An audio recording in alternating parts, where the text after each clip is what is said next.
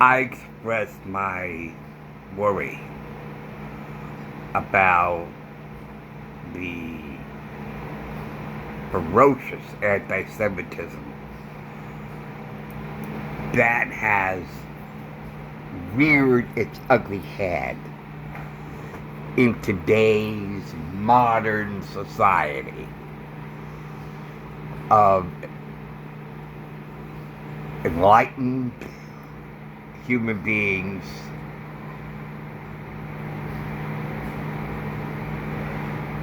and I've heard a lot of toxic rhetoric. Nothing has bothered me more than gross generalizations. I've heard of gross generalizations all my life. Generalizations where it's all, not some, not most, but all. And it's placed in a box. Said all, without exception, all. And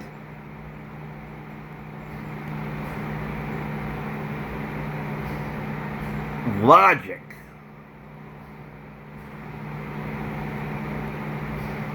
when you try to articulate that gross generalization. And see, this is why we as Jews do not believe in a hell or the Satan or the devil or Antichrist, any of that. Because nobody is 100% bad. Just like no one is 100% good. Because no matter how bad somebody is, there will be some tiny percentage that is good. And we get that notion from a passage in the Torah where God is about to smite the city of Sodom or Gomorrah, I forget which one, and where God says to Abraham, there's nothing but corruption in this city, and I'm going to smite the entire city. Again, generalization, gross generalization. Not a single solitary one that is good. The entire city is corrupt. The entire city is with sin. The entire city is unredeemable. Therefore, the entire city must be destroyed. And Abraham says to God, what if I go into the city and find 50 righteous people? Would you still smite the city? And God said, if you find 50 righteous people, I will not smite the city.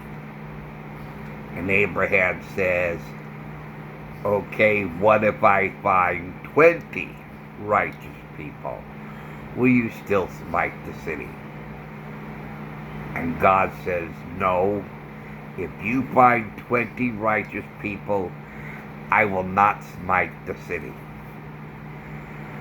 And then Abraham says, what if I find 10 righteous people?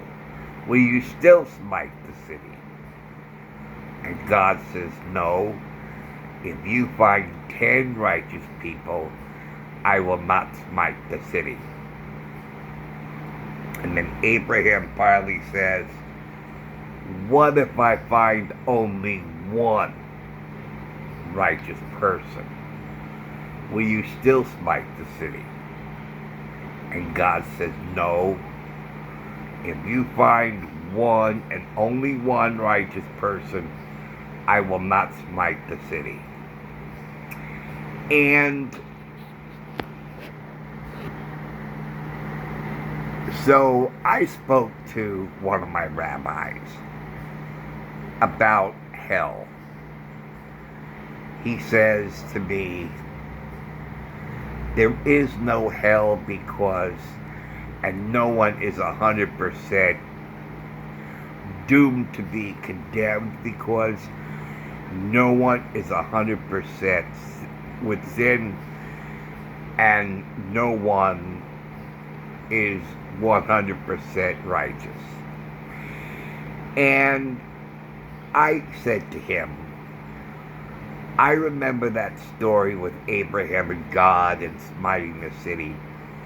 What if the city is a metaphor for a person?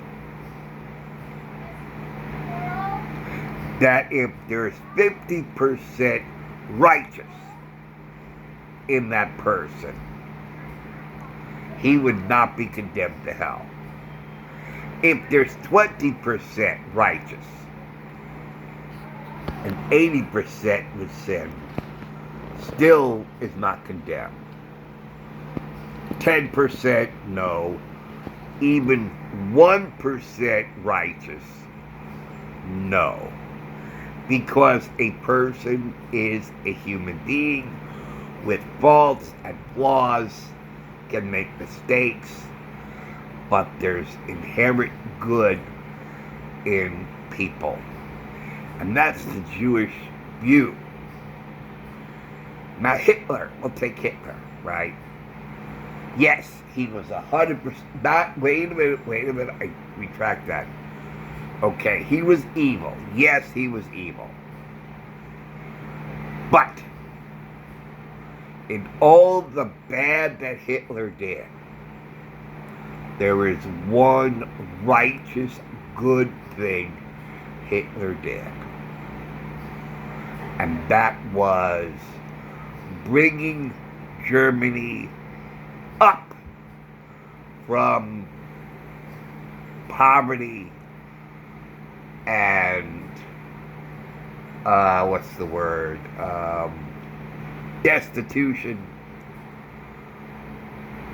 Germany was drowning, and what Hitler did was he revitalized Germany, brought it up from the ashes, and made it strong,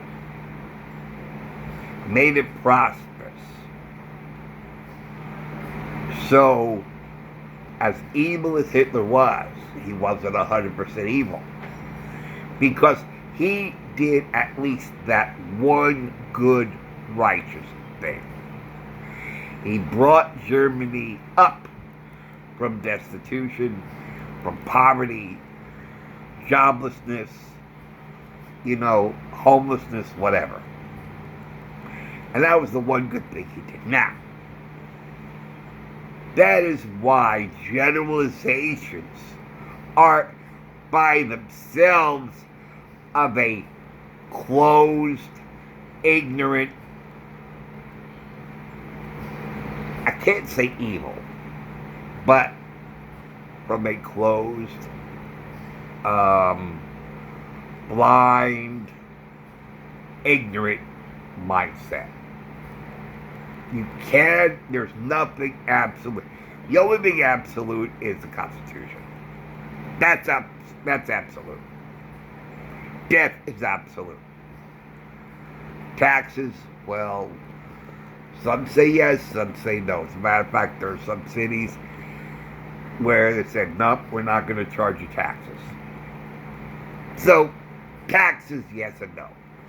Death, yes.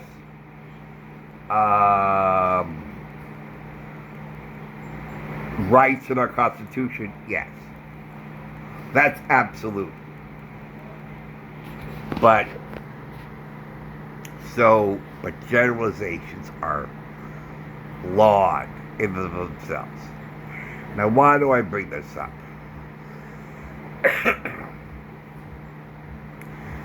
Because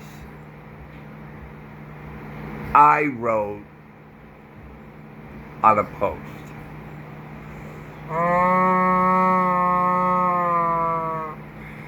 Yes, DJ, I know I'm about to tell him.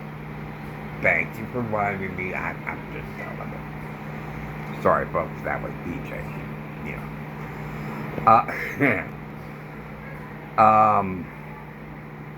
So anyway, I posted this on Facebook.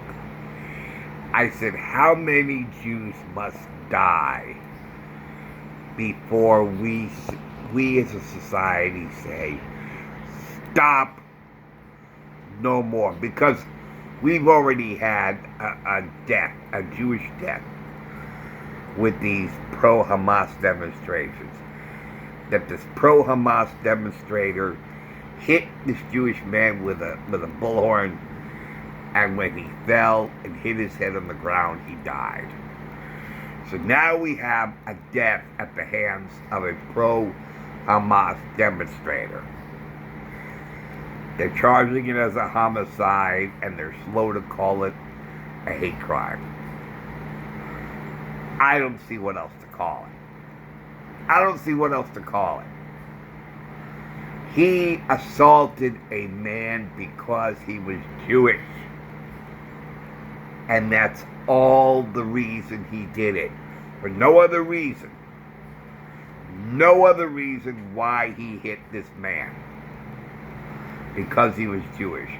I call that a hate crime. And anybody who says that is not a hate crime, you assault somebody because of their identity, because of what they are and who they are, not for anything they did, but for who they are and for what they are. That is the definition of a hate crime.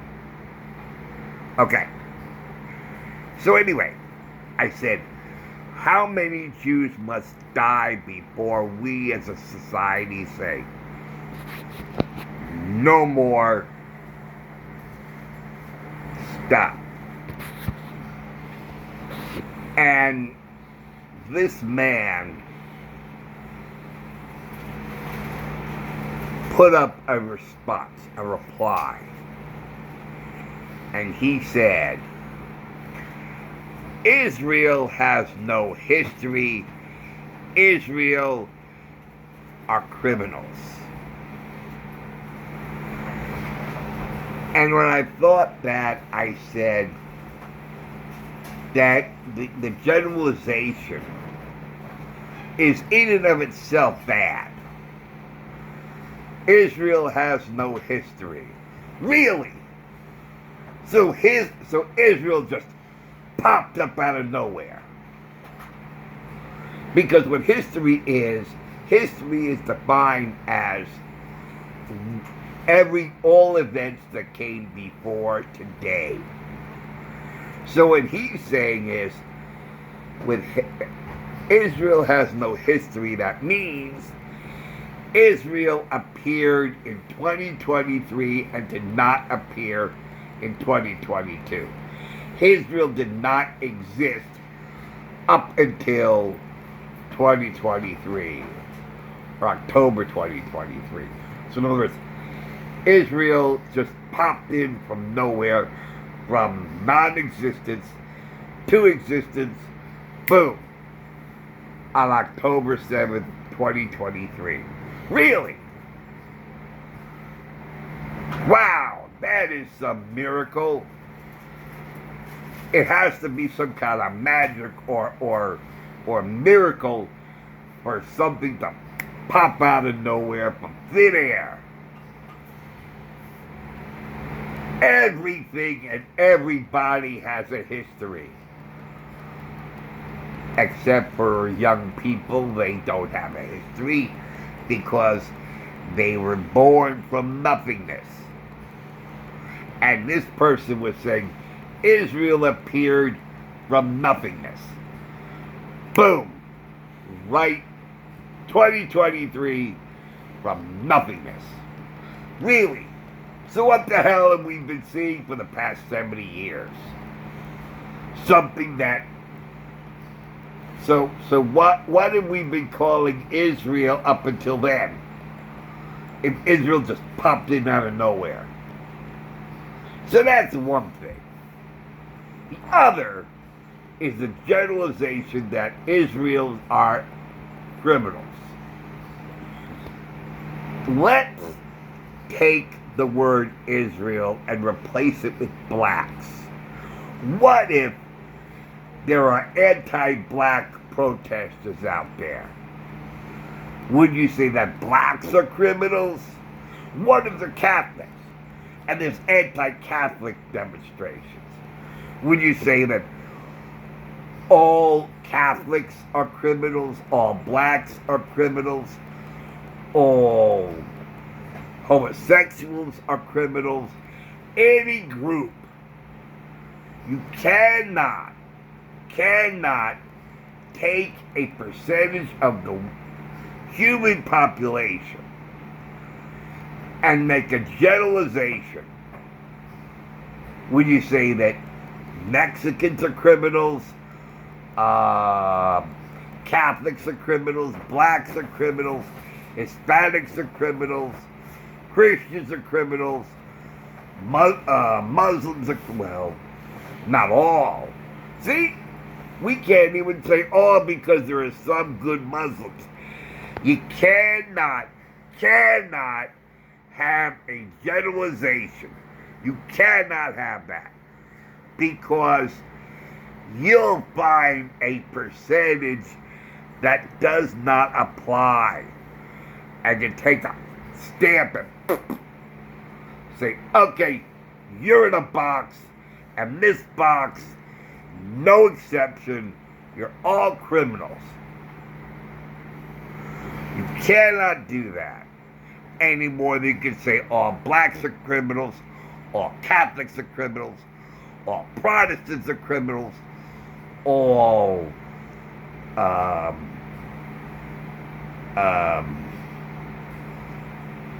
midgets are criminals.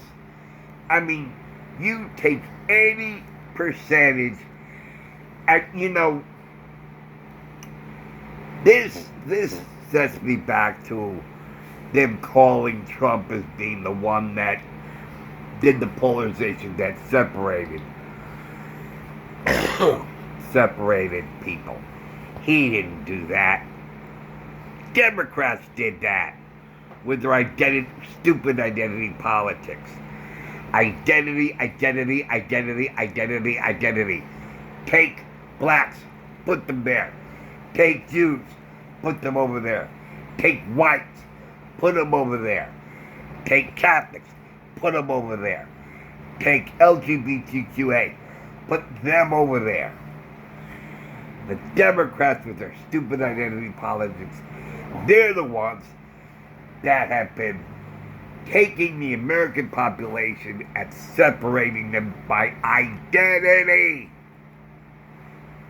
Trump never spoke of identity. As a matter of fact, he spoke of the obvious. We are all the same. We are all Americans. Identity does not matter. But when you take a group and you put them in a box, you seal up the box and put a rubber stamp on the box and say, everyone in this box, without exception, are criminals. And then you take another rubber stamp and say, boom, Israel and Jews.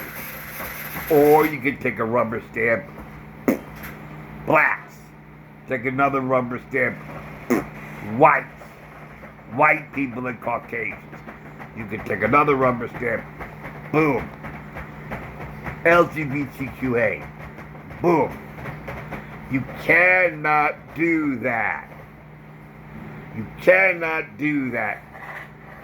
Generalizations are inadequate. inaccurate. Thank you. That was the word. Not inadequate. Well, it's kind of inadequate, but it's inaccurate. You cannot do that. And that was the thing that burned me up. It burned me up when I read that. So, Israel just popped in out of nowhere. Because you're saying Israel has no history. Well, if Israel has no history, then it must have popped in from nothingness. Yeah, that's right. And you're placing every... So in other words, I'm a criminal. I'm a criminal. How am I criminal? What crime have I done? What crime has Jim Lipton done? You cannot call all Jews criminals. You cannot call Israel criminals. Any more than you say all blacks are criminals. All LGBTQ are criminals. All whites are criminals. All midgets are criminals. You cannot do that. All Asians are criminals. All Mexicans are criminals. All Puerto Ricans are criminals. You cannot do that. You cannot do that. If you're a criminal, you have to identify what the crime is and who committed the crime. That's the way crime works. That's the way the word criminals work. You cannot do that. Everyone is innocent until proven guilty, not the other way around. You cannot deem someone guilty unless you're sure, beyond a reasonable doubt. This is not the American way. And these people are not behaving like Americans.